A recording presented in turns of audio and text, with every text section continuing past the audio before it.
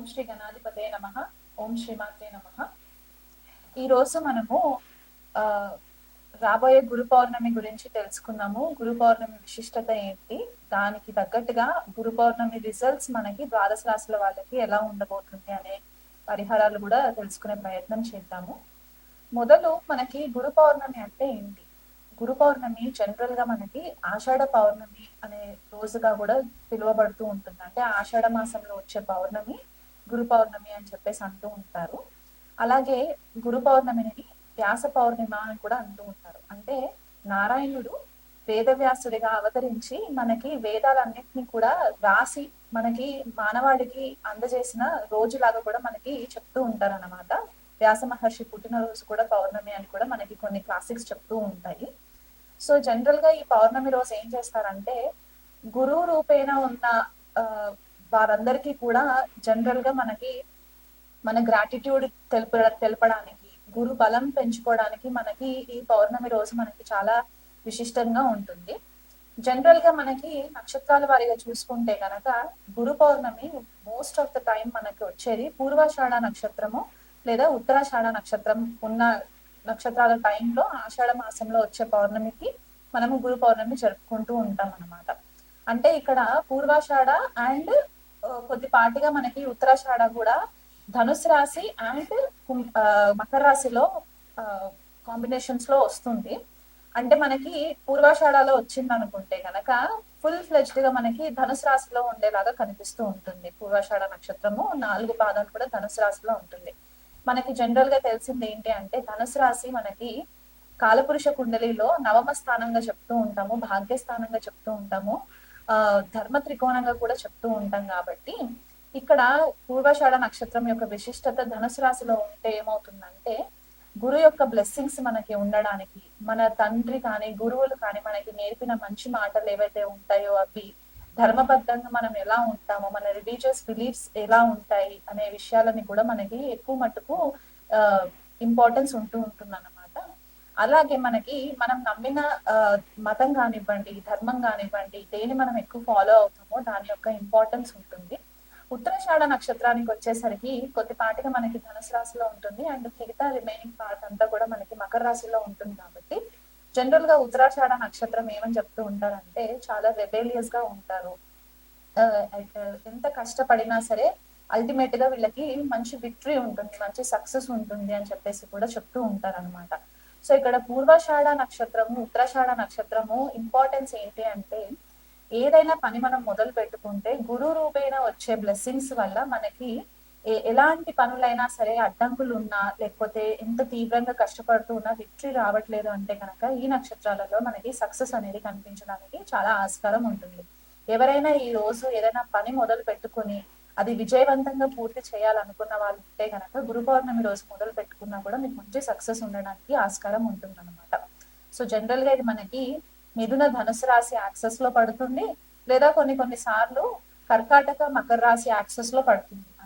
అందువల్ల అంటే ఎలాగైతే చెప్పానో పూర్వాషాఢ ఉత్తరాషాఢ నక్షత్రాలు మనకి ధనస్సు మకర రాశిలో ఉంటుంది. కాబట్టి ధనుసు రాశికి వచ్చేసరికి గురువు రూల్ చేస్తూ ఉంటారు. కాబట్టి గురువు యొక్క విశిష్టతని ఇంపార్టెన్స్ కూడా మనకి ఈ గురు పౌర్ణమి రోజు కనిపించే ఛాన్సెస్ ఉంటాయి. గురువు ఎలాగైతే మనకి మార్గదర్శకంగా ఉంటారో, మనలోని వెలుగు బయటికి తీసుకురావడానికి, చీకటిని తరిమేసి వెలుగుని బయటికి తీసుకురావడానికి ఎలాగైతే హెల్ప్ చేస్తూ ఉంటారో, మన నాలెడ్జ్ మన విజ్డమ్ ని ఇంకా ఎన్హాన్స్ చేయడానికి హెల్ప్ అవుతుందో, అదే రకంగా ఒకవేళ మకర రాశిలో ఉన్న ఉత్తరాషాఢలో కనుక గురు పౌర్ణమి కనుక వస్తే, శని కూడా మనకి ఒక రకంగా ఒక స్ట్రిక్ట్ టీచర్ గా, ఒక డిసిప్లిన్డ్ పద్ధతిలో మనకి మంచి మాటలు, మంచి విషయాలు, సద్మార్గంలో ఉండడానికి, న్యాయబద్ధంగా ఉండడానికి ఎలాగైతే మనకి డైరెక్షన్ చూపిస్తూ ఉంటారో, ఈ 2 నక్షత్రాల ఇంపార్టెన్స్ మనకి కనిపిస్తూ ఉంటుంది అనమాట. సో ఈ సంవత్సరం వచ్చే గురు పౌర్ణమి మాత్రము నిండు పౌర్ణమి జూలై 10వ తారీఖున ఉంటుంది. ఆ రోజు పూర్వాషాఢ నక్షత్రం ఉండడం కూడా మనకి ఇక్కడ ధనుసు రాశి యొక్క ఇంపార్టెన్స్ మనకి కనిపిస్తూ ఉంటుంది. అలాగైతే మనకి జనరల్ గా చాలా మందికి ఎవరిని పడితే వాళ్ళని గురువు రూపేణ కూడా ఇంపార్టెన్స్ ఇస్తూ ఉంటాం. కానీ అసలు మనకి గురువులు ఎంతమంది, ఎన్ని రకాల గురువులు ఉంటారు అని కూడా మనం తెలుసుకోవాలి. గురువులు మనకి 8 రకాల గురువులు ఉంటారన్నమాట. వాళ్ళు ఎలా అంటే వేద గురు, బోధ గురు, నిషిద్ధ గురు, కారణ గురు, వికిట గురు, మళ్ళీ మనకి నిషిద్ధ గురువు, ఇలా మనకి 8 రకాల గురువులు ఉంటారు. కాకపోతే మనకి దీంట్లో హైయెస్ట్ ఇంపార్టెన్స్ వచ్చే గురువు ఎవరు అంటే కారణ గురువు అవుతారు అనమాట. ఈ కారణ గురువు ఎవరు అంటే మన ఆత్మని హయ్యర్ కాన్షియస్ తో కనెక్ట్ చేయడానికి, మనకి స్పిరిచువల్ గా ఎదగడానికి హెల్ప్ చేసే గురువు అవుతారు అనమాట. ఈ గురువులు మనకి ఈ జన్మలో తారసపడతారా, లేకపోతే అసలు ఈ జన్మకి ఉంటారా, మనకి దొరుకుతారా అనే ఒక కన్ఫ్యూజన్ కూడా చాలా మందికి ఉంటూ ఉంటుంది. అంటే కొంతమందికి ఎన్ని గురువులని కలిసినా కూడా వాళ్ళకి సాటిస్ఫాక్షన్ ఉండదు. ఆ గురువులు మనకి నిజమైన గురువులు ఉంటారా, లేకపోతే కొన్నిసార్లు ఏమవుతుందంటే డిస్సాటిస్ఫాక్షన్ వచ్చేస్తుంది. వీళ్ళని ఫాలో అవుతున్నాం కానీ మనకి ఏం పనులు జరగట్లేదు అని కూడా అనుకుంటూ ఉంటాం కదా. సో ఇలా గురువు దొరకకపోవడానికి రీజన్స్ ఏముంటాయంటే మన జన్మ జాతకంలో గురు గ్రహం గనక మనకి కొద్దిపాటిగా డిస్టర్బ్ అయినప్పుడు మనకి ప్రాపర్ గురువు దొరకకుండా ఉండడానికి కూడా ఛాన్సెస్ ఉంటాయి. సో మనకి గురువు ఎలాంటి వాళ్ళు దొరుకుతారు ఏంటి అనేది మనము ద్వాదశ రాశుల వాళ్ళకి ఎలా ఉండబోతుందో మనం తెలుసుకుందాం. ఈ రోజు మనము గురు పౌర్ణమి విశిష్టత, రాబోయే గురు పౌర్ణమి యొక్క ద్వాదశ రాశుల వాళ్ళపైన ఎలాంటి ప్రభావం ఉంటుంది, ఏవైనా పరిహారాలు చేసుకోవాలంటే ద్వాదశ రాశి వాళ్ళు ఎలా చేసుకోవాలి అనే ఒక కాన్సెప్ట్ తో మనము ఈ వీడియో చేస్తున్నాము. సో గురు పౌర్ణమి విశిష్టత ఏంటి అంటే జనరల్ గా మనకి ఆషాఢ మాసంలో వచ్చే పౌర్ణమిని గురు పౌర్ణమి అని అంటూ ఉంటారు. దీనికి ఇంకొక పేరు కూడా ఉంటుంది, వ్యాస పౌర్ణమి అని కూడా అంటూ ఉంటారు అనమాట. జనరల్ గా మనకి తెలిసింది ఏంటి అంటే స్క్రిప్చర్స్ ప్రకారము నారాయణుడు వ్యాస మహర్షి లాగా అవతారం ఎత్తి మానవ రూపంలో మనకి వేదాలని రచించి మానవాళికి ఎంతో మేలు చేసిన మంచి రోజుగా కూడా మనము చెప్పుతూ ఉంటాం అన్నమాట. వ్యాసుడు పుట్టిన రోజు అని కూడా కొంతమంది చెప్తూ ఉంటారు. సో ఈ గురు పౌర్ణమి విశిష్టత ఏంటి అంటే మనకి మొట్టమొదటిగా వ్యాసుడిని గురువుగా కూడా మనము భావించి వ్యాస మహర్షికి పూజలు కూడా చేస్తూ ఉంటారు కొంతమంది కొన్ని ఆలయాలలో.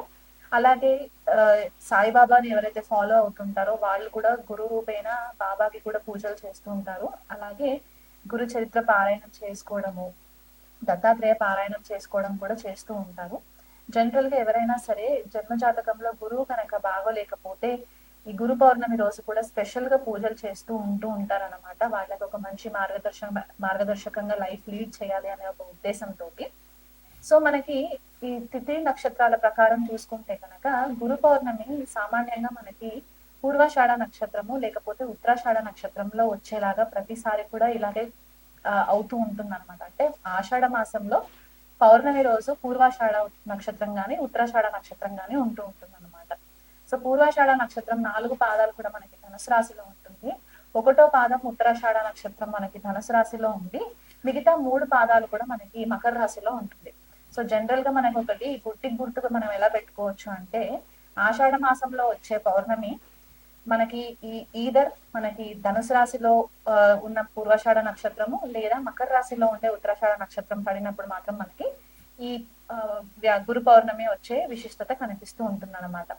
అయితే మనకి జనరల్ గా అంటారంటే ఈ 2 నక్షత్రాలు కూడా ఎలాంటి ఆబ్స్టికల్స్ ఉండి మనకి అసలు పనులు అవ్వట్లేదు, మనము ముందుకు వెళ్ళట్లేదు అని అనుకున్నప్పుడు ఈ నక్షత్రాలు మనకి సామాన్యంగా విజయవంతంగా మనకి సక్సెస్ ని తీసుకువచ్చే నక్షత్రాలు అనమాట. అంటే ఎంత కష్టమైనా సరే అల్టిమేట్ గా మనకి సక్సెస్ అనేది మాత్రం ఖచ్చితంగా ఈ నక్షత్రాలలో రావడానికి ఆస్కారం ఉంటుంది.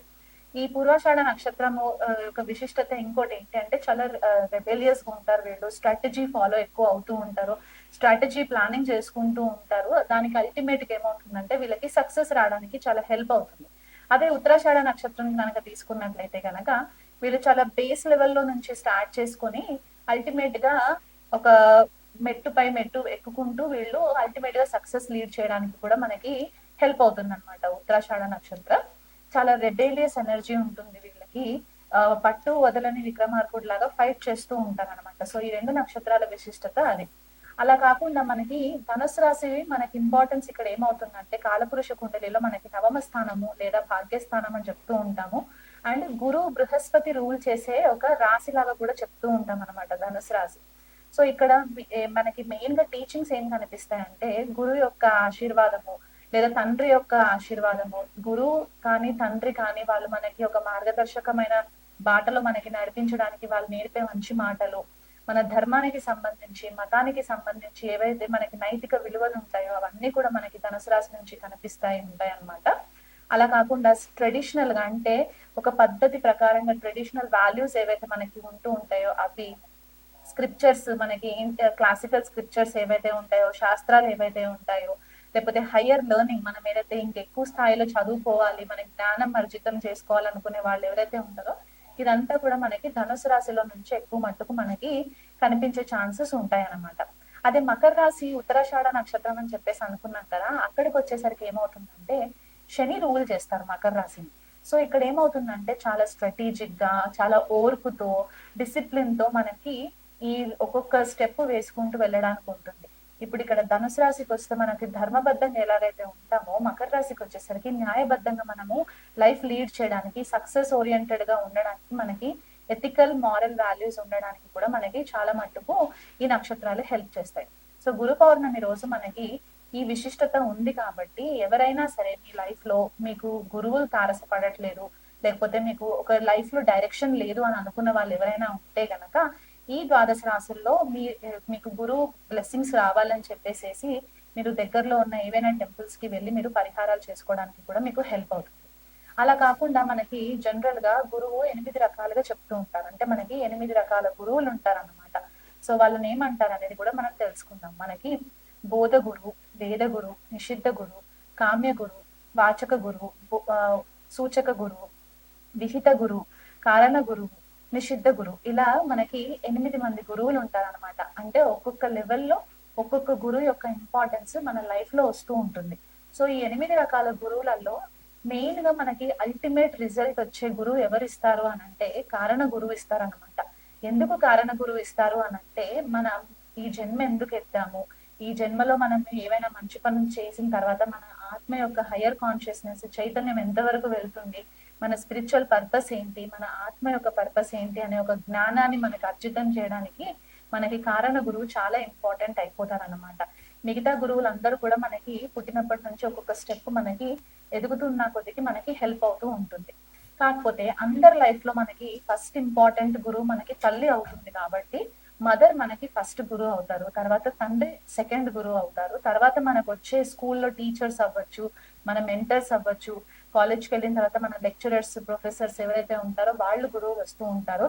ఆధ్యాత్మిక మార్గంలో ఉండే గురువులు వేరే రకంగా ఉంటారు కాబట్టి ఈ గురువు రూపేణ మనకి అందరి నుంచి మనకి ఏవైనా మంచి మాటలు నేర్చుకోవడానికి, మనలో ఉన్న చీకటిని తొలగించి లైఫ్ ని ఒక వెలుగులోకి తీసుకెళ్లడానికి గురువు యొక్క ప్రాముఖ్యత చాలా ఇంపార్టెంట్ ఉంటుంది. కాబట్టి ఈ గురు పౌర్ణమి విశిష్టతని బట్టి ద్వాదశ రాశుల వాళ్ళకి ఎలాంటి పరిహారాలు చేసుకుంటే బాగుంటుందో ఈ వీడియోలో చెప్తాను.